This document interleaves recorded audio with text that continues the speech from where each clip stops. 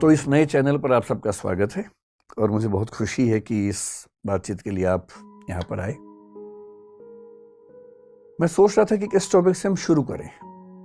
बहुत सारे सुझाव थे, मेरे मन में भी थे। अंत में तय हुआ कि कोई ऐसा टॉपिक ले जो बहुत ही बेसिक सा हो, जो हर व्यक्ति के लिए ज़रूरी हो, जिसका महत्व हो।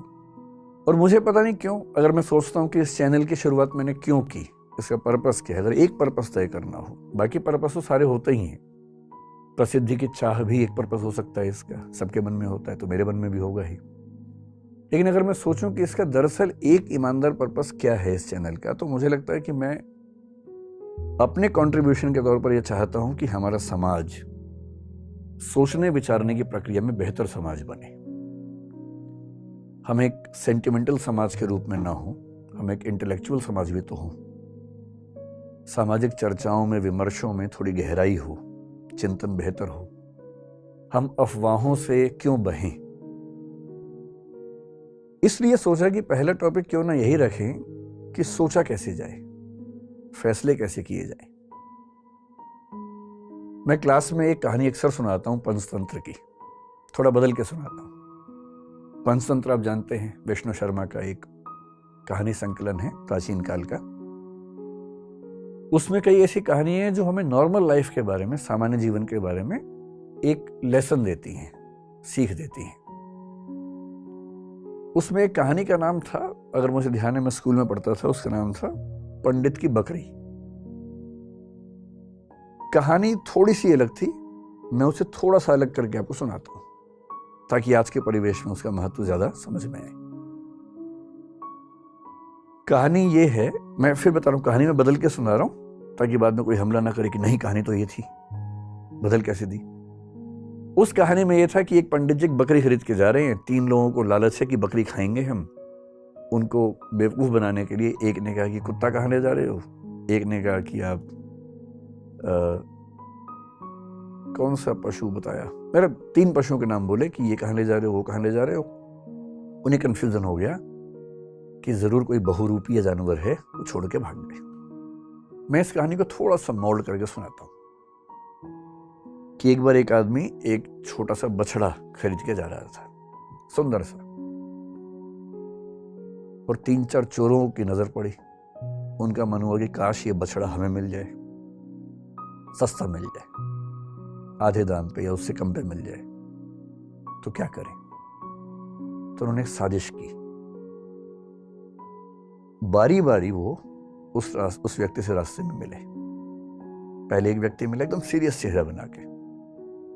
उसने कहा, अरे पंडित जी, बकरी कितने की ली। पंडित जी ने कहा, यार ये तो बछड़ा है, बकरी थोड़ा है।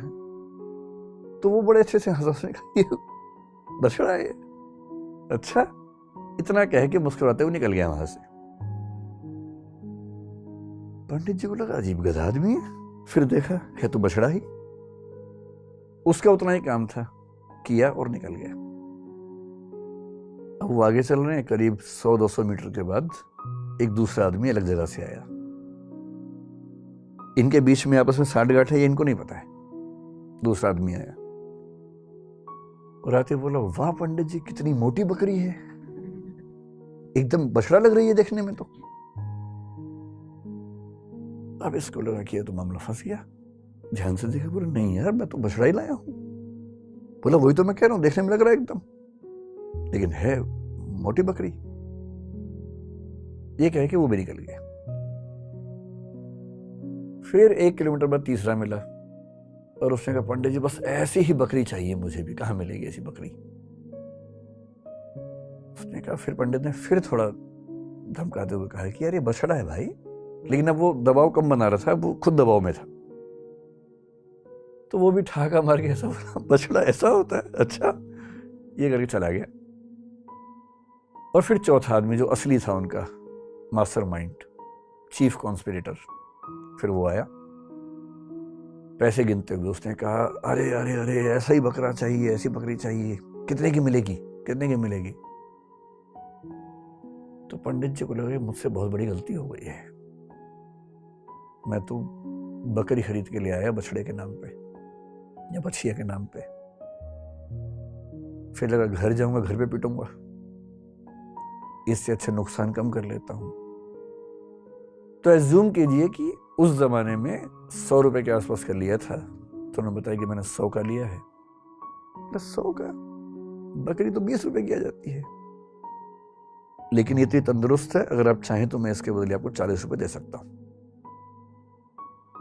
और पंडित जी को लगा कि यार चलो 60 का नुकसान सही, कम से कम 80 का तो नहीं होगा, और 40 का उसको दिया और खुश होकर घर लौटे कि बच गया आज तो।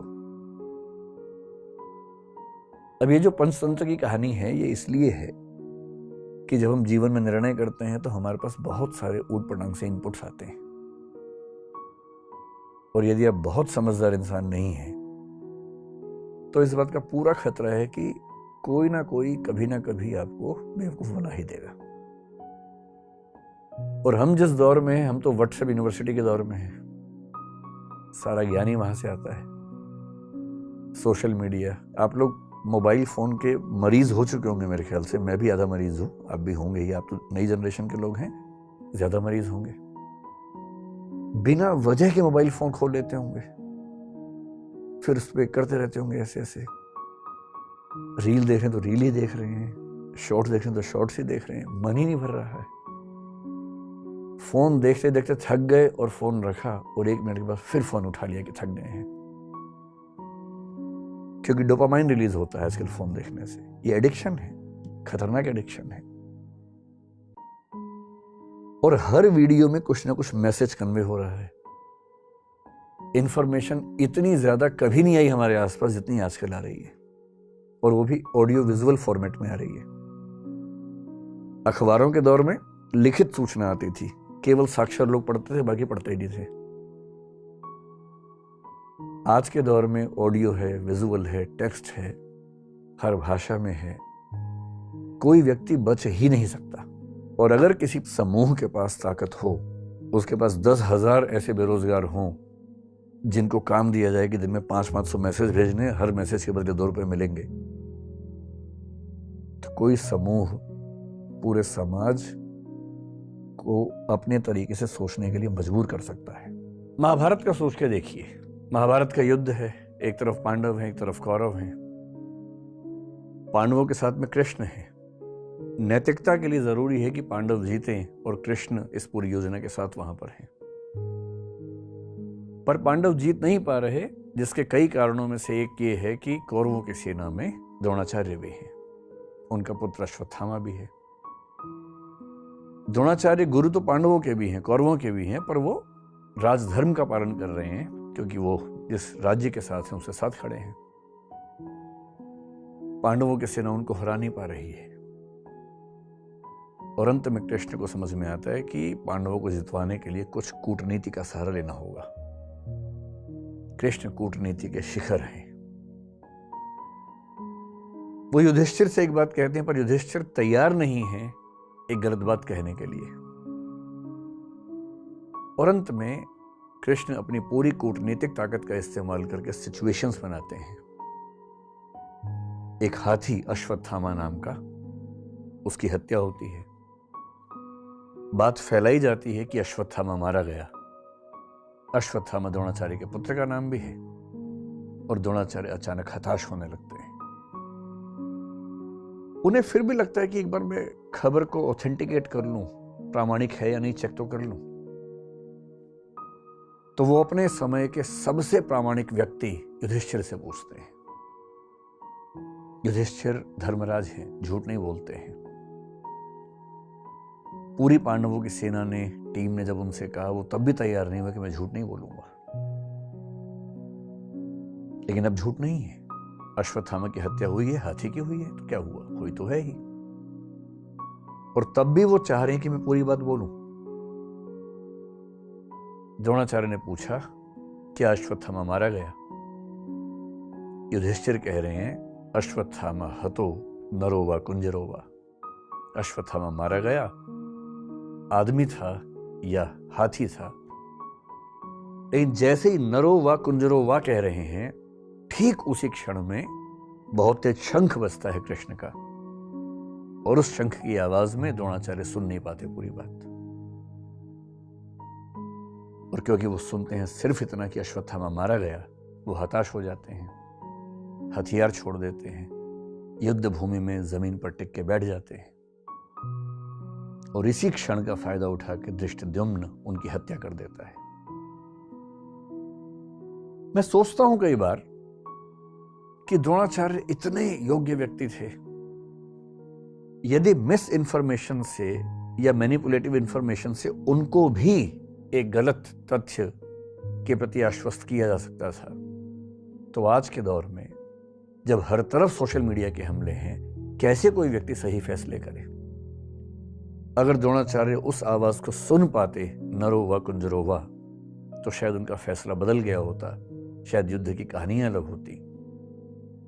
पर किस तरह से सूचनाएं पहुंचे, कौन सी सूचनाएं ठीक से न पहुंचने दी जाएं, कैसे कंटेक्स्ट से बात को हटा दिया जाए, अगर सूचना देने वाले इसमें माहिर हों तो समाज क्या करे, आम आदमी क्या करे, द्रोणाचार्य जैसा महान चिंतक क्या करे। और इसलिए कुछ बातें जो मुझे लगता है कि होनी चाहिए इस मसले पर। मैं तो अपना जीवन लगभग 2/3 जी चुका हूं, बाकी तो पता भरोसा तो कल का भी नहीं है, लेकिन हाँ, अगर मैं भारत की सामान्य आयु के हिसाब से देखूं तो 2/3 जी चुका हूं। आप 1/3 वाले हैं, तो आपके जीवन में बड़े फैसले बाकी हैं। अधिकांश की शादी भी शायद नहीं हुई, आप लोगों के ना चेहरे बता रहे हैं, आपके चमक रहे हैं ना अभी तो आपको बड़े फैसले करने हैं, और फैसला करना हर दौर में मुश्किल था, आज के दौर में सबसे मुश्किल है।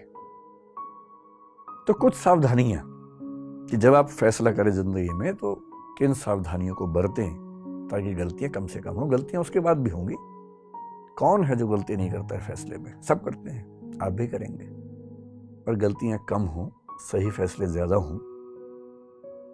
मेरे एक फेवरेट दार्शनिक हैं Jean Paul Sartre, French philosopher हैं।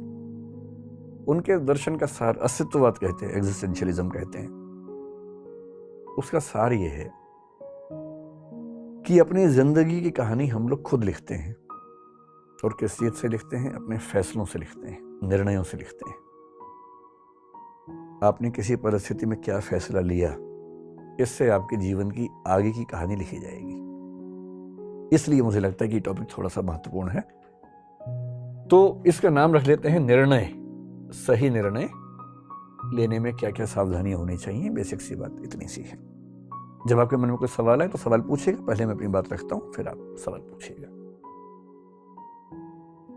जब भी कोई निर्णय लेने की प्रक्रिया में आप उतरते हैं, सबसे पहला स्टेप क्या है?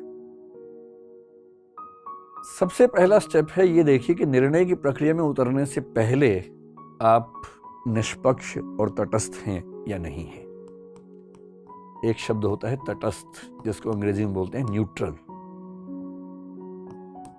तटस्थता को न्यूट्रलिटी बोलते हैं। इससे मिलता जुलता एक प्रसंग है निष्पक्ष, या निष्पक्षता कह लीजिए, इसको बोलते हैं इम्पार्शियल होना या इम्पार्शियलिटी एज ए क्वालिटी।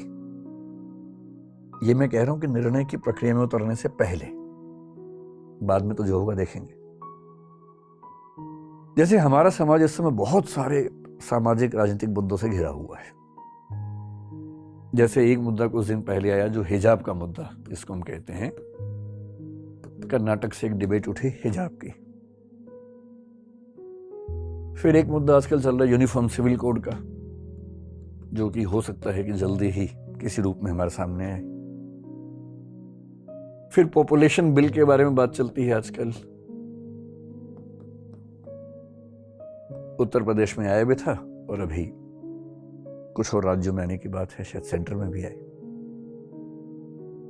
एक मुद्दा पिछले कुछ दिनों से कन्वर्जन का आप सुन रहे होंगे, धर्मांतरण का। लव जिहाद का मुद्दा सुन रहे होंगे। सारे मुद्दे हमारे सामने आते रहते हैं। हम इन सब पे बात करेंगे समय के साथ, धीरे धीरे इन सब पे बात करेंगे। पर किसी टॉपिक पर बात करने से पहले देखना जरूरी है कि हम पहले से फैसला ले तो नहीं चुके हैं। और सबसे बड़ी दिक्कत हमारे समाज की है कि फैसले पहले हो चुके हैं, विचार बाद में होता है। सही प्रोसेस तो ये है कि पहले विचार हो, फिर फैसला हो, और फैसला पहले होता है। मेरे बहुत सारे दोस्त हैं, हिंदू हैं, मुसलमान हैं, सिख हैं, हर धर्म के लोग। मतलब वैसे तो मैं बहुत ही अकेले टाइप का आदमी हूँ, दोस्त ज़्यादा है नहीं, पर जो हैं उनमें मतलब डाइवर्सिटी ठीक ठाक है।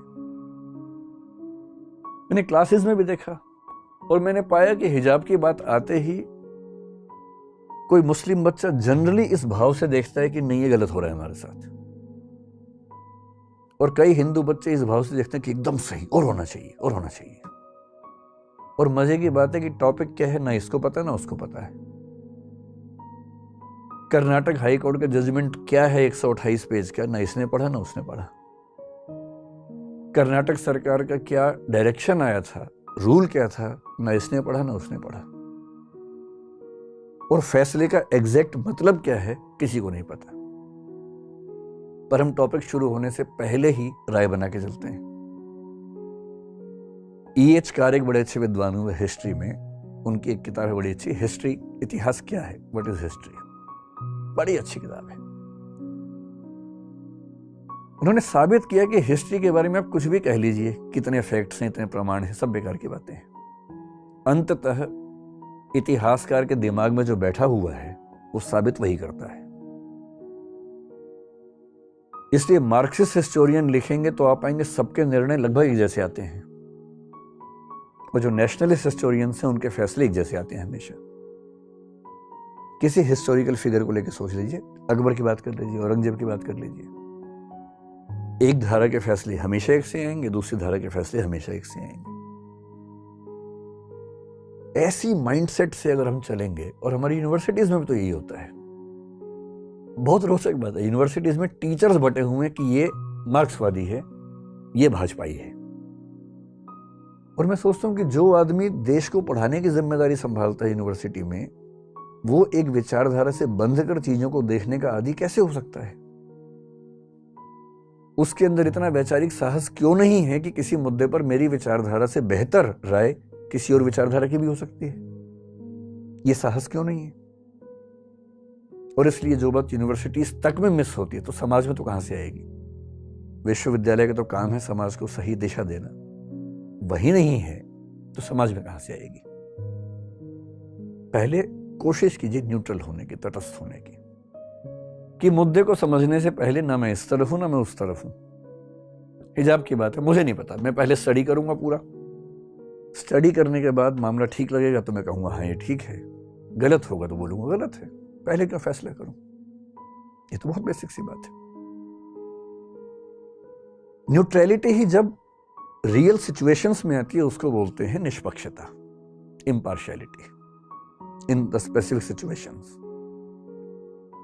और ध्यान रखना है, निष्पक्ष नहीं रह पाने के भी दो तरीके होते हैं। निष्पक्ष का मतलब है कि भाई मैं एक्स और वाई के झगड़े में ना एक्स की तरफ हूं ना वाई की तरफ हूं।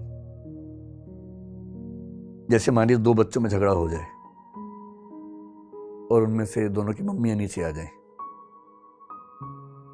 जनरल परसेप्शन ये है कि मम्मी बच्चों के झगड़े में अपने बच्चे का पक्ष लेगी।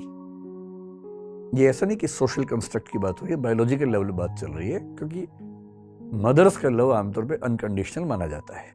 और ये बात मैं जो कह रहा हूं मैं अफवाहों के बेस में नहीं कह रहा हूं। एरिक फ्रॉम बहुत बड़े मनोवैज्ञानिक है, उनकी किताब है द आर्ट ऑफ लविंग, उसके बेस पे कह रहा हूं। मदर्स का लव आमतौर पर अनकंडीशनल होता है कि मेरा बच्चा परेशान है तो फिर मैं अपने बच्चे के साथ हूं। मुझे विचारधाराओं से, राष्ट्र, समाज, राजनीति, इन सबसे मतलब नहीं, मुझे बच्चे से मतलब है। इसलिए यदि कोई मदर बहुत ऑब्जेक्टिव है अपने बच्चे के मामले में तो बहुत बड़ी बात है। जनरली इस बात की संभावना ज्यादा है कि वो थोड़ा सा उसके पक्ष में खड़ी होगी। पिता लोग जिस प्रोसेस से आगे बढ़ते हैं उसमें इस बात का खतरा ज्यादा होता है या संभावना ज्यादा होती है कि वो ऐसे मामलों में बहुत ज्यादा अपने बच्चे के पक्ष में झुके हुए न दिखें। कभी कभी नहीं भी होंगे, लेकिन उसमें भी खतरा है। कभी कभी हम खुद को इम्पार्शियल दिखाने के लिए दूसरे पक्ष के पक्ष में झुक जाते हैं। आपने कई पिताओं को देखा होगा कि दो बच्चों में झगड़ा हुआ, उनमें से एक उनका है, जाति अपने वाले को मारना शुरू करते हैं सीधा कि तू नहीं बदमाशी की होगी, दिखाने के लिए देखो मैं कितना निष्पक्ष हूं। ये निष्पक्षता नहीं है। निष्पक्ष होने का मतलब ये नहीं है कि अपने पक्ष के विरुद्ध खड़े ही हो जाना है हमेशा। और निष्पक्ष होने का मतलब ये भी नहीं है कि दूसरे पक्ष के विरोध में खड़े हो जाना है। जाके सुनना है, दोनों बच्चों की बात सुननी है कि हाँ बेटे तुम बताओ क्या पर्सपेक्टिव है, तुम बताओ क्या पर्सपेक्टिव है। उसके बाद जो सही फैसला हो करना है। क्यों मैं दूसरे बच्चे के सामने साबित करने के लिए कि मैं निष्पक्ष हूं अपने बच्चे को पीटना शुरू कर दूंगा? इसलिए जब भी किसी मुद्दे पर बहस करनी हो ना, आपके सामने फैसले आएंगे कि शादी इससे करूं कि इससे करूं। पहले से नहीं बना लेना दिमाग में, पहले सब बातों को जान लेना है। निष्पक्ष रहिए, तटस्थ रहिए।